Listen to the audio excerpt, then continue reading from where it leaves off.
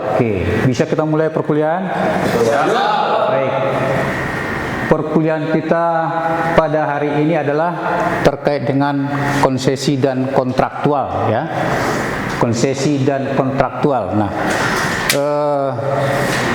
sebelum Undang-Undang 17, sekarang kan Undang-Undang 17 tahun 2008 tentang pelayaran mengatur adanya konsesi terkait dengan pengusahaan pelabuhan, ya. Sebelumnya ini tidak diatur. Sebelum Undang-Undang 17, yaitu Undang-Undang 21 tahun 92, itu tidak mengatur terkait dengan konsesi, ya, di mana penyelenggaraan pelabuhan itu langsung diberikan kepada BUMN PT Pelindo. Namun dengan munculnya Undang-Undang 17, pelabuhan yang diusahakan secara komersial itu boleh diusahakan di luar selain Pelindo, ya, boleh oleh swasta, asal dia sudah memiliki badan usaha pelabuhan. Jadi ada perizinan yang menjadi salah satu persyaratan untuk mengelola pelabuhan dalam kerangka konsesi, yaitu dia sudah harus memiliki izin badan usaha pelabuhan, ya. Materi kita hari ini adalah konsesi dalam pengusahaan pelabuhan. Tapi sebelum masuk ke sini, biasanya kalau saya dalam kelas itu, saya harus biasanya mereview materi-materi sebelum masuk ke materi ini, ya. Saya biasanya alokasikan waktu 10 menit untuk mereview atau mengulang kembali mata-mata pelajaran atau materi kuliah sebelum lanjut ke materi pada hari ini, ya. Kalau ada pertanyaan terkait dengan materi sebelum ini, ada nggak pertanyaan? Tidak ada, artinya sudah semua paham, ya? Paham. Sangat paham sekali. Sangat paham sekali lah, ya. Kalau tidak ada pertanyaan berarti sangat paham sekali itu, ya. Pertemuan pada hari ini sesuai dengan RPS, ya. RPS kita itu ada namanya capaian pembelajaran, ya. Nah, capaian pembelajaran itu untuk materi ini adalah diharapkan mahasiswa itu mengetahui terkait dengan kegiatan pengusahaan di pelabuhan. Itu nomor satu. Yang kedua, dia atau si mahasiswa bisa memahami terkait dengan jenis-jenis kerjasama yang ada di pelabuhan terkait dengan pengusahaan di pelabuhan, ya. Oke, kalau tidak ada pertanyaan, kita mulai. Materi hari ini adalah konsesi dalam pengusahaan pelabuhan, ya.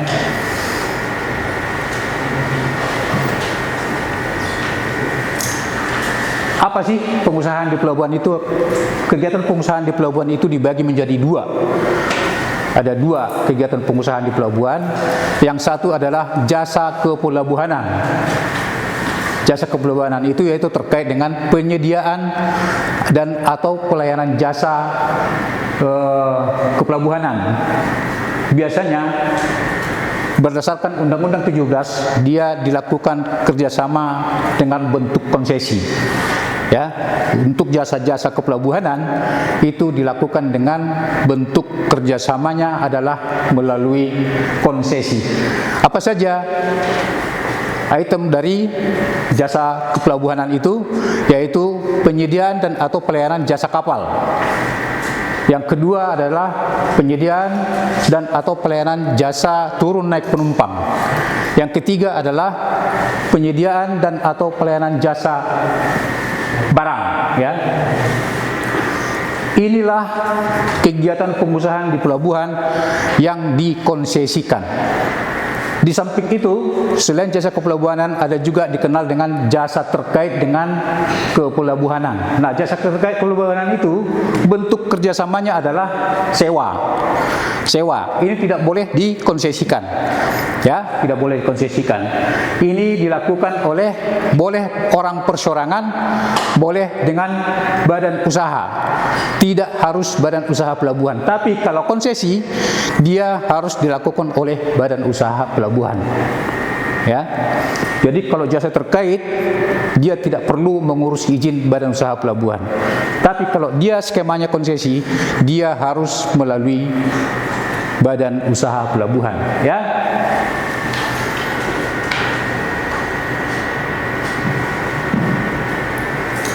Baik, kegiatan pengusahaan di pelabuhan itu diberikan oleh penyelenggara pelabuhan. Dalam hal ini adalah KSOP dan UPP.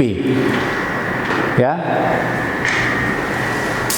Dalam peraturan perundang-undangan yang berlaku bahwa yang dikonsesikan itu adalah hanya pelabuhan-pelabuhan yang sudah komersial. Komersial ini biasanya itu dilakukan oleh lembaga KSOP atau Kesia Bandaran dan Otoritas Pelabuhan. Yang non komersial itu kelembagaannya disebut dengan unit penyelenggara pelabuhan. Ya, jadi dengan mengetahui nomenklatur dari lembaga di pelabuhan, kita sudah mengetahui apakah pelabuhan itu komersial atau tidak. Ya, kalau komersial maka pengusahaan pelabuhannya itu pasti dilakukan dengan skema konsesi, pasti. Ya, tapi kalau yang belum diusahakan secara komersial itu biasanya dilakukan dengan kerjasama. Bedanya di situ. Ya, ada pertanyaan? Belum ada? Ya, silakan.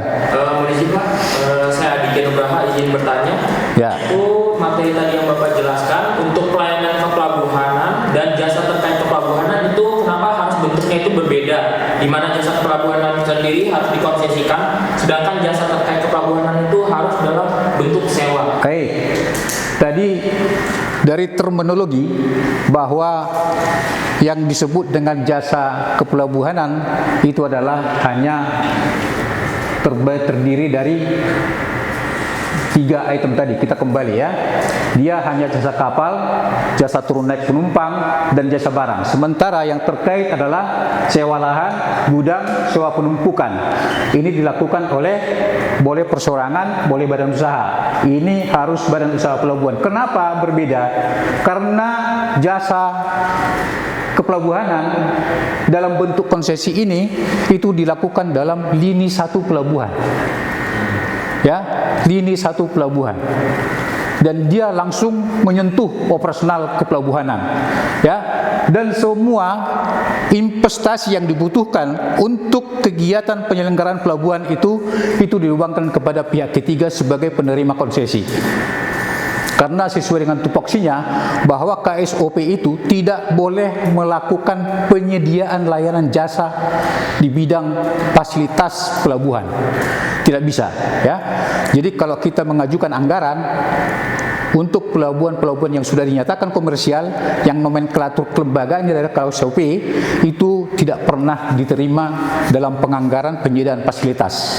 Maka kita harus bermitra dengan pihak-pihak ketiga yang sudah memiliki badan usaha pelabuhan, sehingga dialah nanti yang melakukan pembangunan, sekaligus selesai pembangunan dia langsung juga mengoperasikan pelabuhan.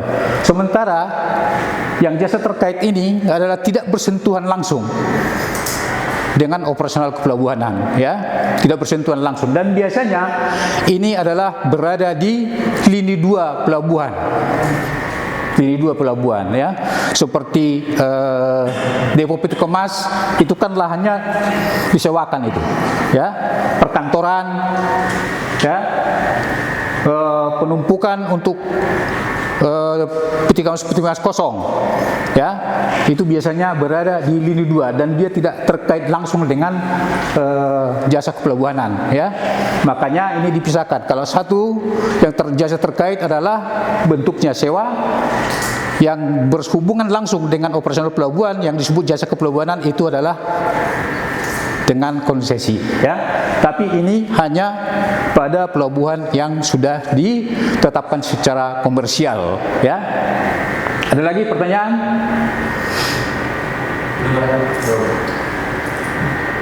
Belum? Nah, ini skemanya, ya. Kalau dia terkait itu adalah dalam bentuk sewa. Kalau dia penyediaan dan atau pelayanan jasa ke kapal, naik turun penumpang dan barang, itu skemanya adalah dengan konsesi. Konsesi ini harus dilakukan oleh badan usaha pelabuhan. Kalau ini tidak perlu dengan badan usaha pelabuhan, boleh persorangan, boleh dengan badan usaha, ya. Oke, kita lanjut. Apa-apa saja jenis-jenis kegiatan pada pelabuhan yang di jasa-jasa kepelabuhanan yang dikonsesikan? Ada sekitar 9, ya. Nanti boleh dibaca lah, ya. Dibaca. Antara lain adalah jasa dermaga, pengisian bahan bakar, pelayanan air bersih, fasilitas naik turun penumpang, dan sebagainya, ya. Kalau jasa-jasa terkait dengan kepelabuhanan ada banyak, ya, ada banyak. Misalnya penampungan limbah, depo peti kemas, pergudangan, pemeliharaan gedung kantor, instalasi air bersih, dan lain sebagainya, ya.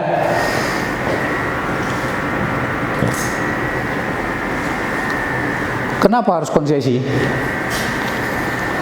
Apa sih konsesi itu? Siapa yang tahu konsesi itu? Konsesi kepada penyelenggara pelabuhan, kepada BPP untuk melakukan kegiatan penyediaan dan atau pelayanan jasa kepelabuhanan tertentu dalam jangka waktu tertentu dan kompensasi tertentu. Iya, benar. Jadi pemberian hak oleh penyelenggara pelabuhan. Mestinya di pelabuhan itu yang menyelenggara pelabuhan adalah si penyelenggara pelabuhan itu sendiri. Tapi karena keterbatasan, dibatasi oleh tupoksinya, maka kewenangan dia menyelenggarakan pelabuhan itu diserahkan kepada pihak ketiga, ya, baik dalam hal penyediaan infrastruktur maupun dalam hal operasional, ya.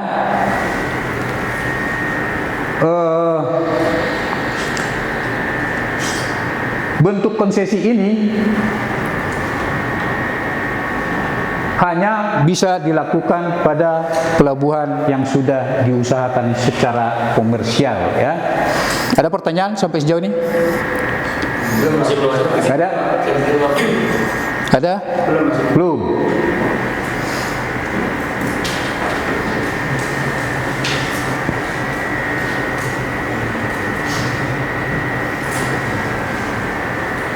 Oke, konsesi itu sendiri kita harus mengerti apa sih secara definisi, ya, secara definisi berdasarkan pendapat-pendapat para tokoh, ya, bahwa konsesi itu berasal dari bahasa Inggris, ya. Kalau di Inggrisnya itu disebut concession atau izin atau kelonggaran. Dalam bahasa Indonesia disebut konsesi, izin membuka. Biasanya ini kita meniru, kalau konsesi di pelabuhan itu kita meniru yang sudah ada. Yang pertama itu adalah jasa tambang, ya. Jasa tambang itu dikonsesikan. Yang kedua adalah pembukaan hutan. Jadi kita meniru dari konsesi itu, tapi tidak persis sama, tidak plok, gitu, ya. Inilah sebagai inspirasi kenapa pelabuhan dikonsesikan. Ada beberapa pendapat dari para tokoh bahwa konsesi itu adalah semacam politik, ya, bahwa ada kelonggaran atau kemudahan setelah melewati proses diplomasi atau diskusi. Ada juga pendapat dari orang luar, yaitu bila orang partikular melakukan sebagian pekerjaan dari pemerintah. Yang kedua, telah dilakukan delegasi kekuasaan dari pemerintah kepada seseorang swasta untuk melakukan pekerjaan atau tugas pemerintah, yaitu penyelenggaraan kesejahteraan, ya. Sampai di sini ada pertanyaan? Ya. Ada pertanyaan? Belum ada? Oke.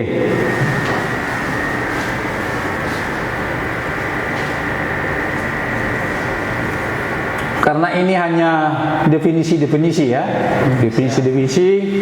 Saya pikir nanti boleh dipelajari, ya. Nanti bahannya saya share. Ini boleh dipelajari. Kalau ada yang kurang jelas atau kurang paham, nanti di pertemuan berikutnya kita boleh mendiskusikan, tapi tolong dipelajari dengan baik bahwa konsesi itu sebenarnya barang-barang baru ya, di pelabuhan barang baru yang selama ini pengusahaan di pelabuhan komersial itu hanya dilakukan oleh PT Pelindo. Jadi monopoli ya, monopoli.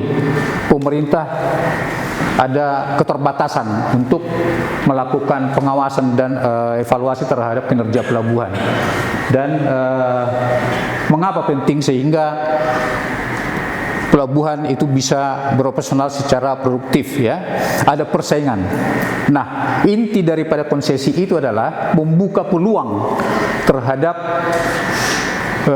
pihak-pihak ketiga di luar PT Pelindo untuk mengoperasikan pelabuhan, sehingga kita berharap dengan adanya pihak ketiga yang lain di luar PT Pelindo mengoperasikan pelabuhan, ada kompetisi ya, ada kompetisi yang sehat, sehingga masing-masing BUP yang diberikan untuk mengelola pelabuhan itu bersaing secara sehat. Karena kalau pelabuhan sehat, maka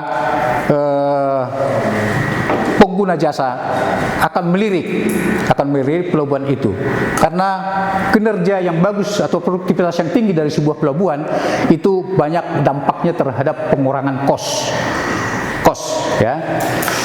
Makanya kita coba supaya kita tidak terlalu jauh tertinggal dengan negara tetangga seperti Malaysia, Port Klang ya,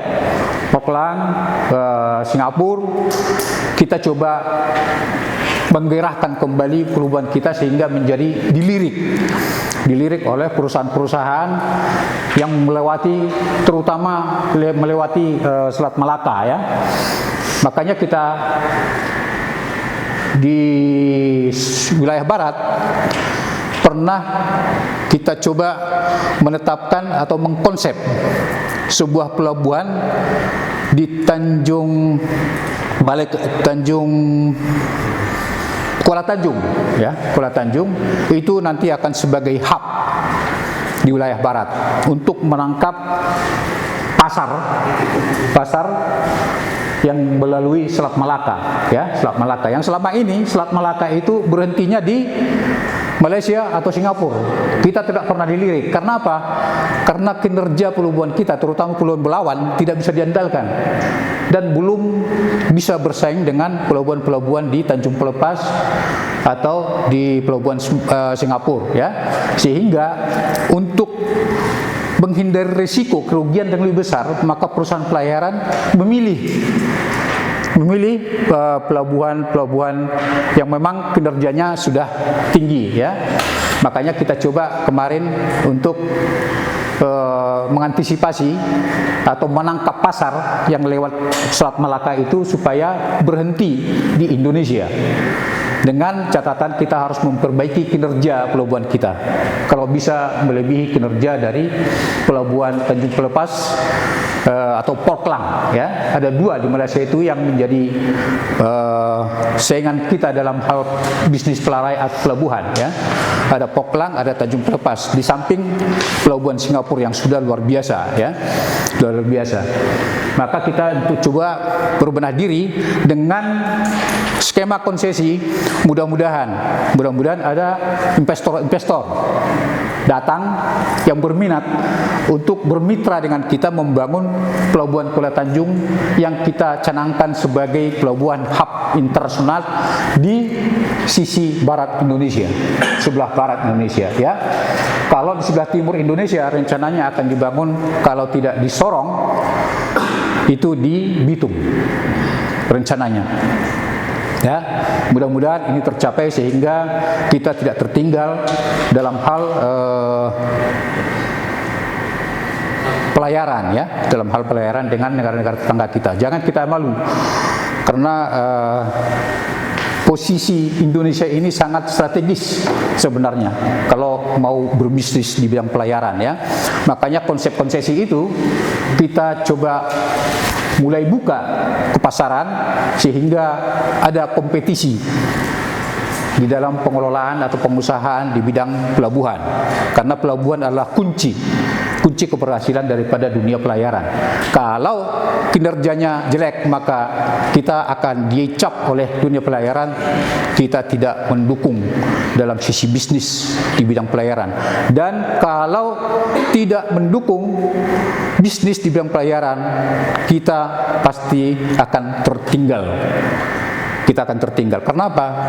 Kos pelabuhan itu tinggi. Kos pelabuhan tinggi, ya.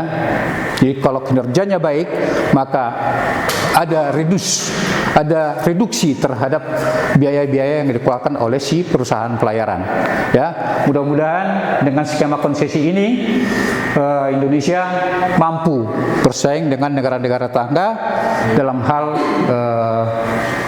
bisnis di bidang pelayaran, khususnya di bidang kepelabuhanan. Ya. Ada pertanyaan? Ya, silakan. Izin Pak, mengenai ini Pak. Kemarin saya sempat mendengar berita bahwa Pelindo itu memiliki utang kurang lebih 49 sampai 50 triliun Pak. Dan Pelindo memiliki total aset itu 123 triliun. 100 tahun 2023-2024. Apabila masa konsesi dan mau dilanjutkan ke KSP, sama pemanfaatan, apakah Pelindo itu harus ngelunasin utang tersebut atau bagaimana Pak? Baik, pertanyaan yang bagus karena ini terkait dengan biaya, ya, biaya bagaimana dia menyiapkan atau menyediakan biaya untuk mengoperasional pelabuhan, ya. Tapi hubungannya dengan itu tidak ada sebenarnya dengan konsesi. Karena begitu selesai konsesi, ya, begitu selesai konsesi, berakhir masa konsesi yang sudah ditetapkan dalam kontrak perjanjian, maka skema yang akan diberikan adalah skema kerjasama pemanfaatan dengan mekanisme pelelangan. Jadi itu nanti akan dilelangkan. Bebas, ya. Begitu dia selesai konsesinya, maka itu semua aset akan ditarik, diserahkan kepada pemerintah. Nah, aset pemerintah itu biasanya kalau mau diserahkan kepada pihak ketiga untuk mengelola, itu dengan skema lelang, tapi tidak lagi dengan skema konsesi. Ya, dia harus dilakukan sesuai dengan Undang-Undang Nomor 27 Tahun 2014 pengelolaan barang milik negara. Dia setiap barang milik negara yang dilaksanakan oleh pihak ketiga itu harus dengan skema kerjasama pemanfaatan, ya, dengan KSP, dan mekanismenya adalah harus dengan melalui pelelangan. Jadi belum tentu PT Pelindo sebagai pelaksana kalau konsesinya sudah berakhir, belum tentu, ya. Ya. Jadi, kalaupun sudah terjadi konsesi sekali, jadi nggak bisa lagi dilakukan konsesi di pelabuhan itu, Pak? Tidak bisa, karena skema konsesi itu adalah dia dibatasi oleh jangka waktu tertentu, ya, dengan konsesi fee tertentu. Konsesi fee tertentu itu sudah memperhitungkan pengembalian investasi. Kalau sudah pengembalian investasinya selesai, maka seluruh asetnya itu adalah sudah terbayar terhadap investasi awal, ya, itu sudah terbayar, dan ini sudah menjadi milik negara atau milik pemerintah, ya.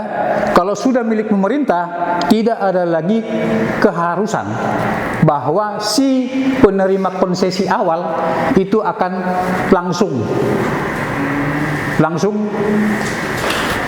menerima KSP dari pemerintah, karena skemanya adalah harus dilelangkan.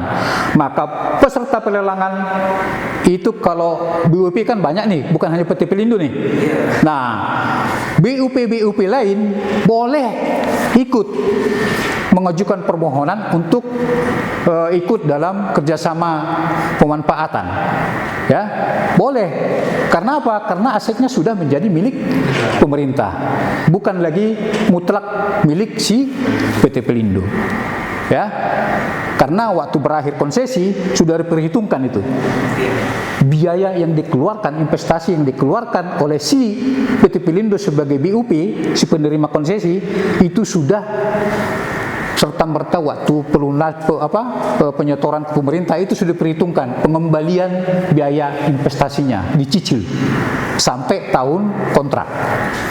Ya, jadi tidak mutlak begitu si PT Pelindo selesai konsesi harus dia kemudian untuk menerima KSP. Ya, karena boleh BUP yang lain itu boleh mengajukan ikut berpartisipasi atau ikut mengikuti pelelangan yang diberikan oleh pemerintah dalam hal mengelola pelabuhan itu. Jadi kalaupun setelah KSP Pak, dilanjutkan KSP dan pas KSP ini dilakukan pembangunan lagi Pak pada pelabuhan itu. Oke. Nah, apakah ketika KSP ini sudah selesai, itu juga konsepnya seperti konsesi di awal itu Pak? Oke. Kalau KSP ada dua berdasarkan waktu, ya, berdasarkan waktu dan berdasarkan investasi, ya. Kalau KSP-nya tidak ada penambahan infrastruktur, ya, tidak ada penambahan struktur, itu paling lama jangka waktunya 30 tahun. Ya, 30 tahun. Kalau ada penambahan investasi untuk menambah infrastruktur pelabuhan, itu tetap namanya KSP, tapi waktunya yang ditambah menjadi 50 tahun. Paling lama 50 tahun. Kalau ada investasi di peningkatan infrastruktur. Tapi kalau tidak ada, dia hanya diberi waktu selama 30 tahun. Tetap namanya KSP. Ya. Tetap namanya KSP. Polisi Pak? Ya. Pertanyaan singkat, ditambah 50 tahun apa ditambah hingga 50 tahun Pak? Sampai 50 tahun. Sampai 50 tahun. Ya, kalau tidak ada penambahan infrastruktur, KSP-nya itu paling lama 30 tahun. Ya. Dan yang mengatur berapa persen diterima oleh negara itu bukan lagi Kementerian Perhubungan. Itu sudah langsung ke Kementerian Keuangan. Ya, Kementerian Keuangan yang menentukan itu, mereka menggunakan konsultannya. Tapi kalau konsesi itu adalah berdasarkan negosiasi antara si pemberi konsesi dan si penerima konsesi. Si pemberi konsesi dalam hal ini adalah diwakili oleh penyelenggara pelabuhan. Ya. Tapi untuk validitasnya, validasinya biasanya kita menggunakan jasa konsultan negara. Dalam hal ini diwakili oleh BPKP sebagai rujukan kita. Apakah memang sudah layak besaran konsesinya segitu, lama konsesinya segitu. Ya, kita biasanya menggunakan jasa konsultan negara yang diwakili oleh BPKP untuk kita tidak ragu untuk menetapkan bahwa memang waktu konsesinya adalah segitu, konsesi fee-nya adalah sebesar itu, gitu, ya. Jadi kalau bedanya di situ, kalau KSP yang menentukan besaran, PNBP-nya, ini kan PNBP ini, konsesi itu kan PNBP itu, yang diserahkan kepada pemerintah itu adalah PNBP. Kalau KSP dia dilakukan oleh Kementerian Keuangan, tapi kalau konsesi itu dilakukan oleh hasil kesepakatan antara si pemberi konsesi dan si penerima konsesi, antara si penyelenggara pelabuhan dengan si BUP sebagai penerima konsesi, ya. Oke, saya pikir demikian. Kalau ada pertanyaan lagi, kalau tidak ada, kita tutup dengan harapan pertemuan hari ini. Saya berharap mahasiswa bisa mengetahui, ya, bisa mengetahui jenis-jenis kegiatan pengusahaan di pelabuhan dengan jenis-jenis kegiatannya, dan juga bisa memahami bagaimana skema kerjasama terhadap usaha-usaha yang ada di pelabuhan, ya. Tadi ada dua, satu jasa kepelabuhanan yaitu penyediaan dan atau pelayanan jasa kepelabuhanan. Yang kedua adalah jasa terkait di bidang kepelabuhanan.